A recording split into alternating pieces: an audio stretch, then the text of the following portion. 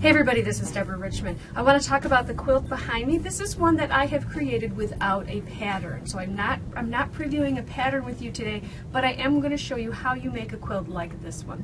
Now this is a quilt that I put together when I have some small scraps that I collect them and I sort them into colors. When I have several in one box that has say all the red colors or all the green colors starting to fill up, that's when I start doing patterns like this to kind of get rid of some of those scraps. So I'm going to show you today how I create this relaxed pattern. Now this is a log cabin, but again, it's not something that I used any kind of measuring instructions for.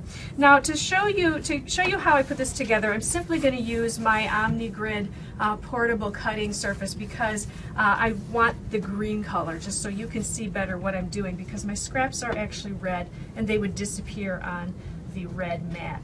So what I'm going to do is I'm going to start with a square or rectangle. So let me show you in the quilt. Today we're going to look at this particular orange block right here. So you can see we start with a rectangle and then we're going to build around it. So now the rectangle or square doesn't have to be exactly square or rectangular. It just needs to be a piece that is a scrap that is close to square or rectangular to start with. The next thing I'm going to do is I have a strip of this pink that I want to use up, and so what I did is I lay this next to it and I sew this seam. I don't cut anything yet, I go ahead and sew. Once I've sewn it, then I'm going to cut it. So let's just lay this piece that I've already looked at here. There it goes. Next I'm going to then do the same thing, pick up this piece that's been sewn together, and I am now going to sew this strip again along this line here. Once I've sewn that, I'm going to bring it over to the cutting board and I'm going to then cut off the excess. I'm going to keep going with that all the way around the block. Now you can see when I get to this point here, I don't have enough to continue that strip for this block. That's okay. What I decided to do is pick up a different strip that I have in my scraps. Now this particular scrap, you can see it's not a 2.5 inch all the way through. The width is not as big here as it is at this end, but that's okay. It's going to give me some variation that I like in these relaxed piecing blocks, and it's going to make it kind of move around and tip a little bit. So I'm going to go ahead, take this to the sewing machine. I'm going to lay that on here. I've decided that I want to start here, so I'm going to cut that off. I'm going to lay that onto my piece. I'm going to now sew this line, bring it back to the cutting surface, and I'm going to then trim that off.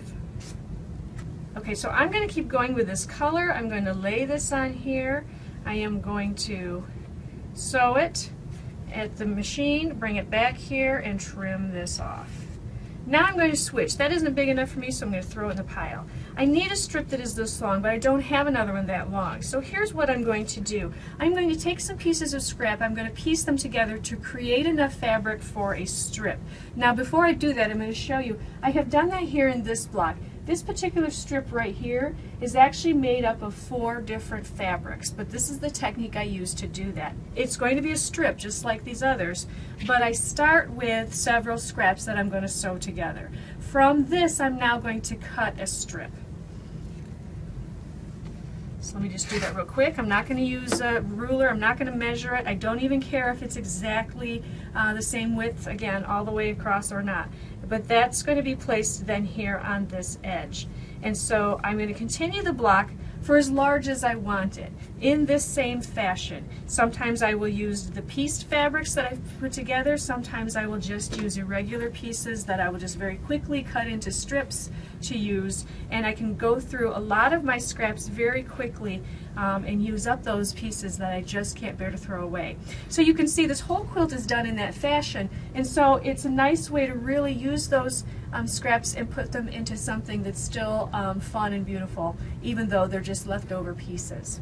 Now this particular quilt has, the blocks are 6 inches, and that's the size I decided to go. You can go as large with these as you want. You can continue to build a log cabin until you have a 12-inch block, a 10-inch block, whatever you decide. Once I have the blocks sewn together, I then simply have sewn them in rows until I have 1, 2, 3, 4, 5 rows this way and 5 rows this way. This is a baby quilt size that I'm going to be giving at some point, and it just was an easy way for me to use up those scraps, get those piles down. As I continue to sew, they will build up again, and I'll be doing more of the relaxed piecing like this one.